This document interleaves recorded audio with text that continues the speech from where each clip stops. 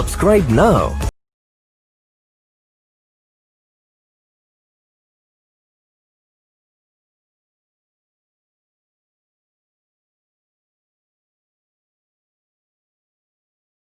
Topic पढ़ना है वो है सोर्सेज ऑफ ऑर्गेनिक कंपाउंड्स। ठीक है, सोर्सेज में हमने ये देखना है कि ऑर्गेनिक कंपाउंड्स हमें कहाँ कहाँ से मिल सकते हैं।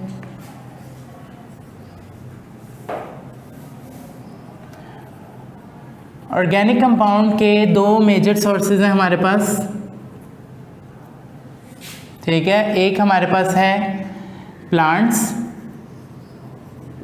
और दूसरे हैं हमारे पास एनिमल्स।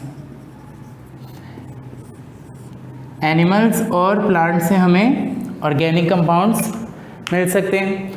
अब एनिमल से जो हमें ऑर्गेनिक कंपाउंड्स मिलते हैं, ठीक है, उनमें हमारे पास है प्रोटीन्स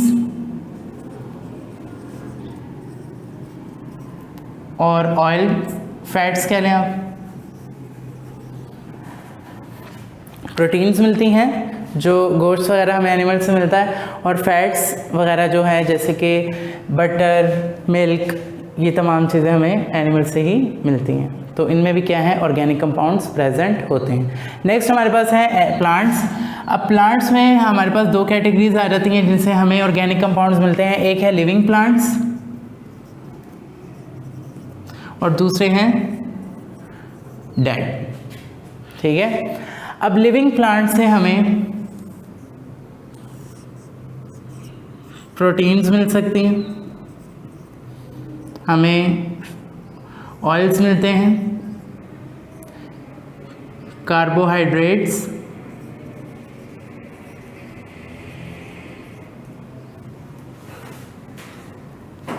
ठीक है, विटामिन्स,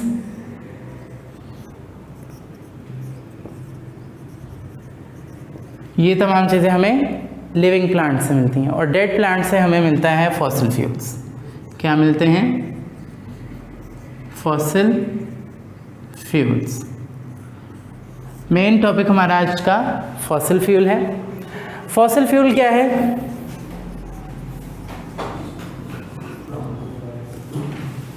फॉसिल फ्यूल में हमारे पास आ जाता है कोल, पेट्रोलियम और गैस। आप इसे नेचुरल गैस भी कह सकते हैं। ठीक है, ये तीन जो है हमारे पास कंपोनेंट्स जो हैं ये फॉसिल फ्यूल्स के हैं, कोल, पेट्रोलियम और नेचुरल गैस। तो सबसे पहले आज हमने कोल को डिस्कस करना है।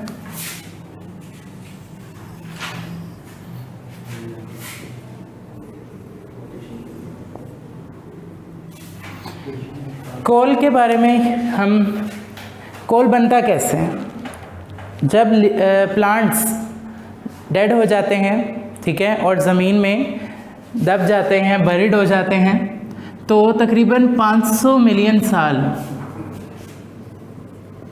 ठीक है, 500 मिलियन ईयर्स लगते हैं कोल बनने के लिए। इन 500 मिलियन साल तक जो प्लांट्स हैं उन पे high temperature, high pressure apply होता है, और इस हाई टेम्परेचर और हाई प्रेशर पे बैक्टीरियल डिकम्पोजिशन होती है, यानी बैक्टीरिया उसकी डिकम्पोजिशन करते हैं,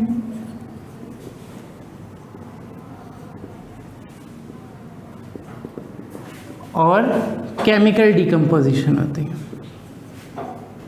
ठीक है, हाई टेम्परेचर और हाई प्रेशर पे बैक्टीरियल डिकम्पोजिशन हो रही है और केमिकल डिकम्पोजिशन हो रही है। कब तक? 500 मिलियन साल तक। उसके बाद आपके जो क्या कहते हैं वुड है वो किस में कन्वर्ट हो जाती है? कोल में। इस प्रोसेस को हम कहते हैं कार्बोनाइजेशन। कार्बोनाइजेशन।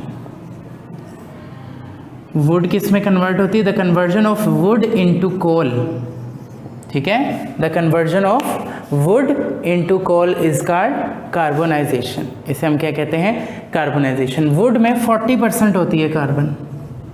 कितने परसेंट होती है? 40% क्या होती है? कार्बन। अब कोल की टाइप्स हैं, कुछ टाइप्स देख लें इनकी। सबसे जो पहली टाइप का कोल बनता है वुड की कन्वर्जन से, जो सबसे पहली टाइप का कोल बनता है उसे हम कहते हैं पीट। ठीक है। पीट में 60% कार्बन होती है। पीट में कितनी परसेंट कार्बन होती है? 60। इसे हम भट्टियों में इस्तेमाल करते हैं, जैसे ईंटें पकाने के लिए और बर्तन वगैरह जो मिट्टी के होते हैं उनको पकाने के लिए पीट को इस्तेमाल किया जाता है भट्टियों में, इन केल्न वगैरह में इस्तेमाल करते हैं। इसके बाद जो दूसरी क्वालिटी का, अच्छी क्वालिटी जो है, पीट से अच्छी क्वालिटी का जो कोल है वो कौन सा है? लिग्नाइट। और इसमें 70% क्या होती है? कार्बन होती है। ठीक है। जितनी परसेंटेज ज़्यादा होती जाएगी कार्बन की, उतनी अच्छी क्वालिटी का कोल बनता जाएगा। इसे हम थर्मल पावर स्टेशंस में यूज़ करते हैं। Thermal power stations. ठीक है। नेक्स्ट जो टाइप है हमारे पास कोल की वो क्या है? बिचुमिनस। इसमें 80% क्या है? कार्बन होती है। और इसे हम यूज़ करते हैं हाउस होल्ड यानी घरों में, जो हम यूज़ करते हैं ज़्यादातर कोयला, वो बिचुमिनस होता है। ठीक है। नेक्स्ट जो टाइप है हमारे पास वो है एंथ्रासाइट। एंथ्रासाइट में 90% क्या होती है? कार्बन होती है। और इसे हम इंडस्ट्री पर्पस के लिए यूज़ करते हैं। इंडस्ट्रीज़ में इसे हम यूज़ करते हैं। ठीक है। नेक्स्ट देखें। अब ये ऑर्गेनिक कंपाउंड्स हम इस कोयले से, जितनी भी हमने इसकी टाइप्स पढ़ी, इनसे हमने ऑर्गेनिक कंपाउंड्स को सेपरेट करना है। तो वो कैसे होंगे वो ज़रा देख लें।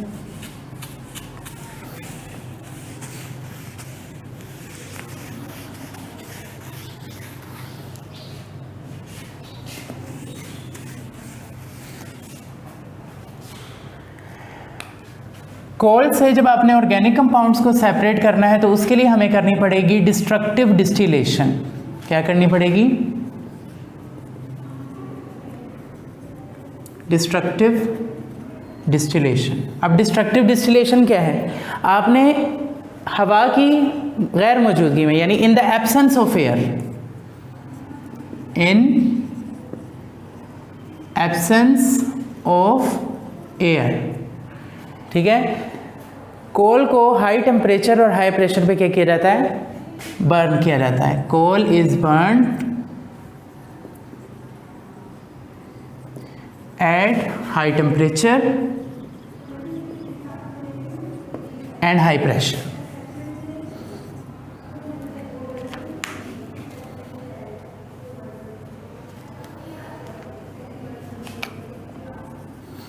And high pressure.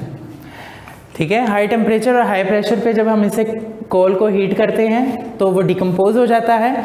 और डिकम्पोज होने के बाद हमें जो कंपोनेंट मिलते हैं, ठीक है, वो कंपोनेंट्स देख लेते हैं। और इस प्रोसेस को हम क्या कहते हैं? Destructive distillation. डिस्ट्रक्टिव डिस्टिलेशन में आपने डिकम्पोजिशन करनी है कोल की at the high temperature, high pressure, in the absence of air. तो पहली जो उसका कंपोनेंट आपको मिलता है वो है कोल गैस। ठीक है। पहली जो टाइप है हमारे पास वो क्या है? Coal gas. दूसरी जो इसकी टाइप है हमारे पास, जो हमें दूसरा कंपोनेंट मिलता है वो है ammoniacal liquor. Ammoniacal liquor. Third component हमें जो मिलता है वो है कोल तार और फोर्थ कंपोनेंट हमारे पास है कोक। ठीक है। अच्छा, अब कोल गैस जो है इसमें आपके पास कौन कौन सी गैसेस हैं? इसमें आपके पास हाइड्रोजन है, मीथेन है और कार्बन मोनोऑक्साइड गैस है। ठीक है। इसे आप फ्यूल के तौर पे भी यूज़ करते हैं इंडस्ट्रीज़ में। ठीक है, इस कोल गैस को, और ये रिड्यूसिंग एटमॉस्फेयर प्रोवाइड करता है, जिससे क्या कहते हैं ऑक्सीजन की एब्सेंस होती है जिसमें। ठीक है। नेक्स्ट हमारे पास जो दूसरा कंपोनेंट है वो अमोनिकल लिकर है। ये एक्वस सोल्यूशन है अमोनिया का, aqueous solution of ammonia. Ammonia का एक्वस सोल्यूशन है, इसे आप लिक्विड अमोनिया भी कह सकते हैं। ठीक है। तो ये एक्वस सोल्यूशन जो है, ये अमोनिकल लिकर जो है, ये कहाँ फर्टिलाइजर्स को बनाने के लिए इस्तेमाल किया जाता है। जब आप इसे नाइट्रिक एसिड या सल्फ्यूरिक एसिड के साथ रिएक्ट करवाते हैं तो आपको फर्टिलाइजर्स मिलते हैं जिसमें अमोनियम सल्फेट है। ठीक है। तो कोल तार जो है ये आपका मेन कंपोनेंट है कोल का। इससे आप 200 से ज़ायद, ठीक है, ऑर्गेनिक कंपाउंड्स को सेपरेट कर सकते हैं, जिनमें ज़्यादातर जो हैं वो क्या है, एरोमेटिक हैं। वो क्या हैं, एरोमेटिक हैं। ठीक है। एरोमेटिक आप लोगों ने क्लासिफिकेशन में पढ़ा था, जिसमें कम से कम एक बेंजीन रिंग होना ज़रूरी है। ठीक है। नेक्स्ट हमारे पास लास्ट जो कंपोनेंट है वो है कोक। अब जब कोल में से तमाम वोलेटाइल कंपोनेंट्स जो है वो वेपर्स की फॉर्म में निकल जाते हैं, तो पीछे जो सॉलिड रह जाता है, सॉलिड रेजिड्यू, सॉलिड रेजिड्यू जब रह जाता है उसे हम क्या कहते हैं, कोक कहते हैं। ठीक है। और इस कोक के अंदर 98% क्या है, कार्बन है। ठीक है। कितने परसेंट है इसमें कार्बन, 98% क्या है, कार्बन है। अब ये जो हमारे पास कोल तार है, इसमें से 200 से ज़ायद ऑर्गेनिक कंपाउंड जो है इनको भी सेपरेट करना है। तो इसे कैसे सेपरेट करना है, आपने फ्रैक्शनल डिस्टिलेशन से। कैसे, फ्रैक्शनल डिस्टिलेशन से आपने लिक्विड फॉर्म में जो कोल तार आपके पास है इसमें से आपने सेपरेट करना है ऑर्गेनिक कंपाउंड्स को। अब इसमें क्या है, आपने कोल तार को एक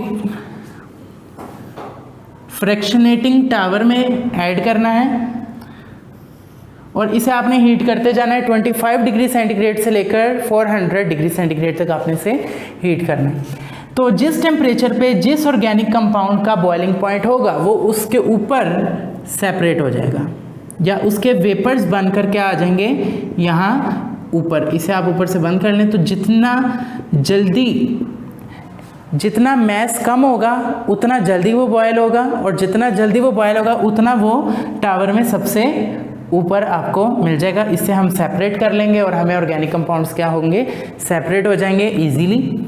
ठीक है। इस प्रोसेस को हम कहते हैं फ्रैक्शनल डिस्टिलेशन। इसलिए कहते हैं क्योंकि पूरे एक सैंपल में से सिर्फ एक कंपोनेंट एक टेम्परेचर पे क्या हो रहा है, सेपरेट हो रहा है। ठीक है। तो यानी एक फ्रैक्शन जो है उसमें से सेपरेट हो रही है, इसलिए इस प्रोसेस को हम क्या कहते हैं, फ्रैक्शनल डिस्टिलेशन कहते हैं। अगर आप लोगों को इस लेक्चर में कोई भी चीज़ समझ नहीं आई तो आप कमेंट्स के ज़रिए पूछ सकते हैं। वीडियो पसंद आए तो लाइक कीजिएगा, चैनल को सब्सक्राइब कीजिएगा और बेल आइकन को प्रेस ज़रूर कीजिएगा। Thank you very much.